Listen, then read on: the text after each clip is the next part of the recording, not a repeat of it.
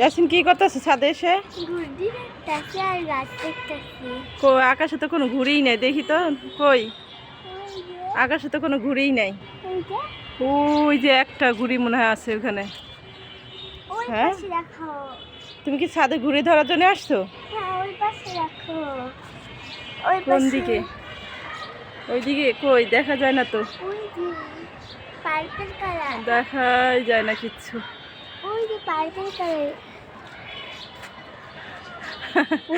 দেখা যায় না বাবা। আর গাইস দেখো এইদিকে আমাদের কিন্তু লেবু গাছটা অনেক বড় হয়ে গেছে, কিন্তু লেবু ধরে না। দোয়া কইরো যাতে লেবু ধরে।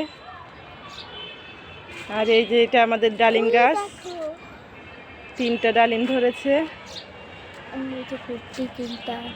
বুঝতেছি না ডালিম গাছটা কিসের জন্য কেমন মরে যাচ্ছে।